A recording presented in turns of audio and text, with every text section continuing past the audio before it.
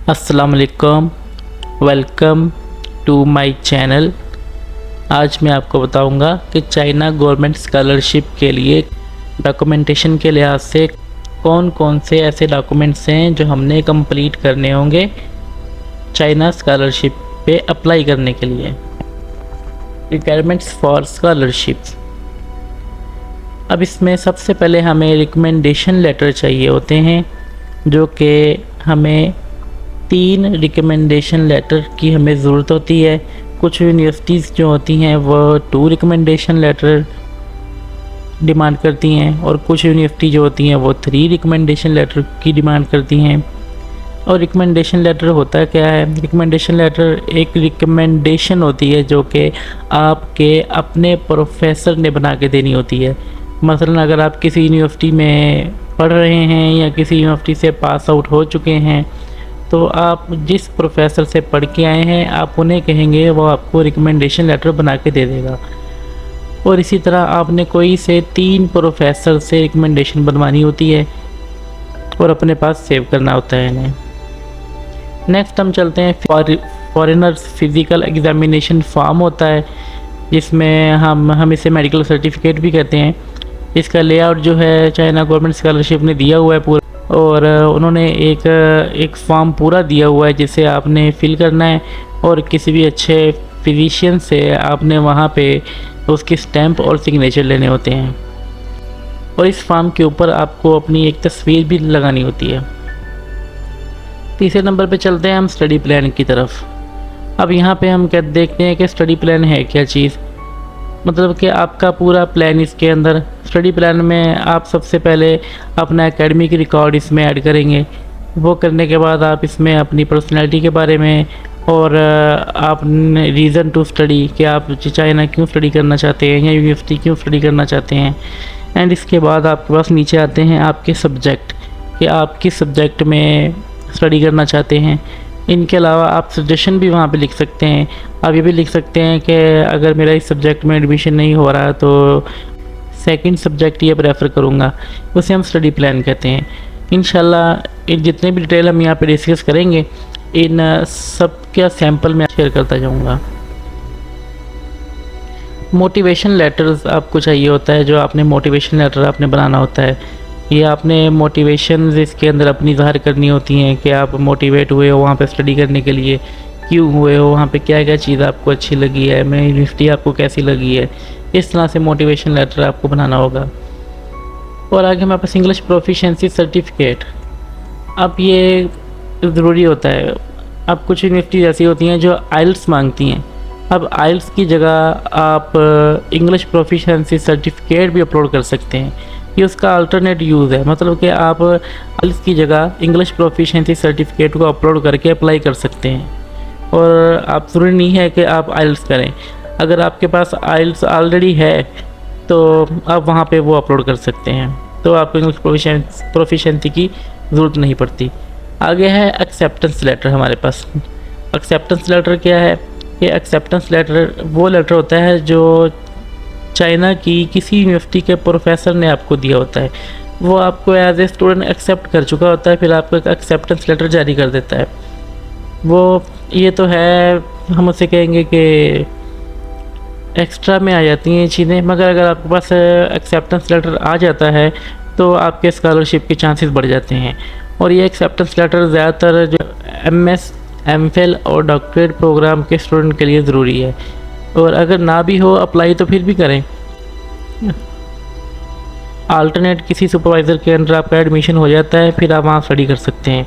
मगर अगर acceptance letter आपके पास है तो आपने ऑलरेडी पहले से ही प्रोफेसर को सिलेक्ट किया होता है और वही आपको सुपरवाइज़ कर रहा होता है। हम आ गए कि Chinese university agency number list. और जैसे ही हम चाइनीज़ यूनिवर्सिटी कैटेगरी B पे अप्लाई करते हैं, जो कि डायरेक्ट अप्लाई है, उसके लिए हमें चाइनीज़ यूनिवर्सिटी एजेंसी नंबर चाहिए होता है।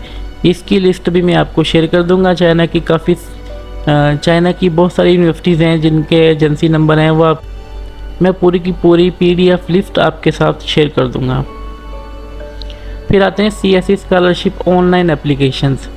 अब ये चीज़ें जो यहाँ पे मैंने डिस्कस की हैं, कुछ और भी हम डिस्कस करेंगे, ये हम सारी की सारी डॉक्यूमेंटेशन जो है ये चाइना स्कॉलरशिप एप्लीकेशन पोर्टल पे अपलोड करते हैं।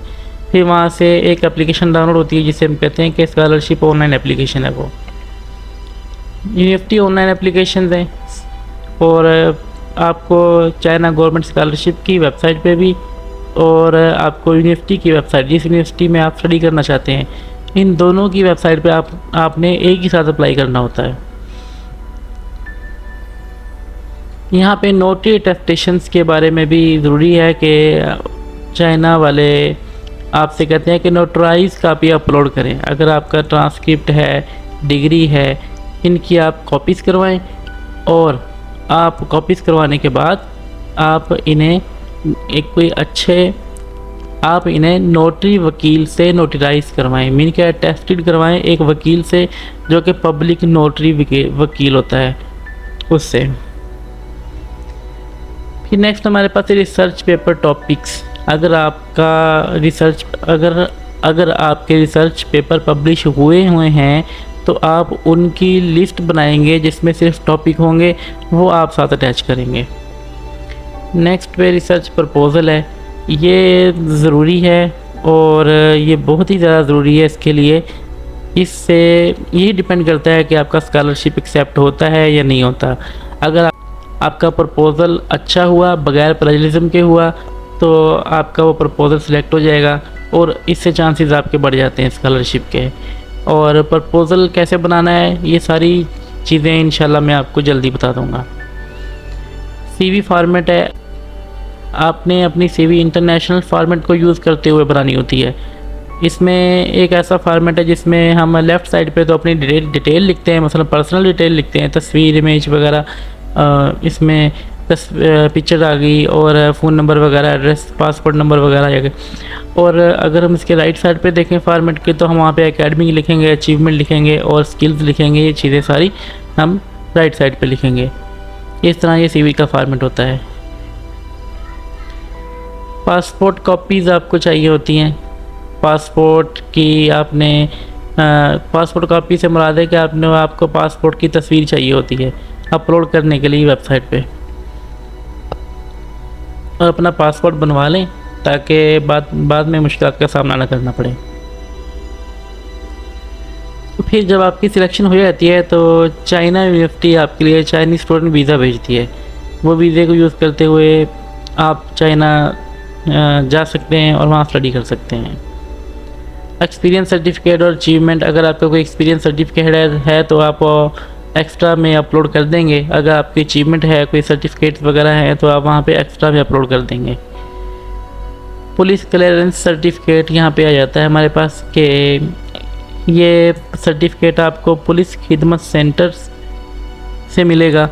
आप वहाँ जाके अप्लाई करेंगे, इसकी कुछ फ़ीस होती है, आप वो फ़ीस पे करेंगे तो आपको विद इन 3 डेज़ ये पुलिस कलेक्टर सर्टिफिकेट मिल जाता है।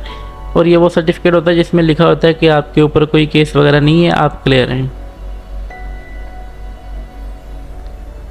और ये पुलिस कलेक्टर सर्टिफिकेट जब आप अप्लाई करने लगें तो उससे 2 वीक पहले बनवा लें।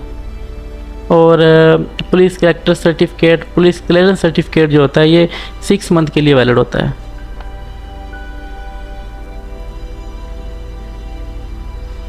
इसके बाद कवर लेटर आप बनाएंगे। कवर लेटर में आपने अपनी डिटेल और अपना इंटरेस्ट, अपनी रिसर्च, इनके बारे में लिखना होता है। वो कवर लेटर, कुछ यूनिवर्सिटीज़ हैं जो कवर लेटर मांगती हैं, ज़्यादातर नहीं मांगती चाइना की। और कवर लेटर ज़्यादातर जॉब के लिए यूज़ किया जाता है ना, बट कुछ यूनिवर्सिटीज़ हैं, कुछ प्रोफेसर हैं जो कवर लेटर मांगते हैं। इसके बाद हम आते हैं मेन फोकस जो हमारा सैम्पल ऑफ ईमेल है। आपने प्रोफेसर्स को ईमेल करनी होती हैं। अभी अगस्त के बाद सितंबर में ज़्यादातर स्टूडेंट जो हैं वो ईमेल करना स्टार्ट हो जाएंगे और वो ईमेल डिफरेंट प्रोफेसर्स को करनी होती हैं और जिसमें लिखा होता है कि मेरे ये स्किल्स हैं और मेरी ये क्वालिफ़िकेशंस हैं, ये पब्लिकेशंस हैं। और ये लिखने के साथ साथ आप साथ में अटैच करते हैं रिकमेंडेशन लेटर और इसी के साथ आप अटैच करते हैं अपनी सीवी और ट्रांसक्रिप्ट। ये चीज़ें आप अटैच करके प्रोफेसर को मेल करते हैं और इसी ईमेल की बिना पर प्रोफेसर आपकी डॉक्यूमेंट्स को देखता है। देखने के बाद वो डिसीजन लेता है कि इसे एक्सेप्टेंस देनी है या नहीं देनी। इसके बाद फिर डॉक्यूमेंट अटेस्टेशन प्रोसीजर होता है वीज़ा प्रोसेस के लिए। आपने अपने डॉक्यूमेंट्स HEC से अटेस्टेड करवाने होते हैं और साथ ही साथ आपने अपने डॉक्यूमेंट्स मोफा से भी अटेस्टेड करवाने होते हैं। अगर तो BS के लिए अप्लाई कर रहे हैं तो आपके जो मैट्रिक और FSC या फिर जो भी डॉक्यूमेंट्स हैं वो आप पहले करवाएंगे बोर्ड ऑफिस से, उसके बाद IBCC के ऑफिस से और देन मोफा से। और अगर आप यूनिवर्सिटी के स्टूडेंट हैं, आप आपने BS किया हुआ है, MS किया हुआ है, तो आप उनके लिए अपना डॉक्यूमेंट्स HEC से करवाएंगे और इनके साथ HEC के बाद आप मोफा से अटेस्टेड करवाएंगे। HEC अटेस्टेशन में 20 से 25 दिन ले जाता है या महीना भी हो जाता है कभी कभी। जो मोफा होता है उसमें विदिन 1 वीक आप TCS के ज़रिए अटेस्टेशन करवा सकते हैं। अगर आप फैमिली को साथ ले जाना चाहते हैं तो आपके पास फैमिली वीज़ा होना चाहिए।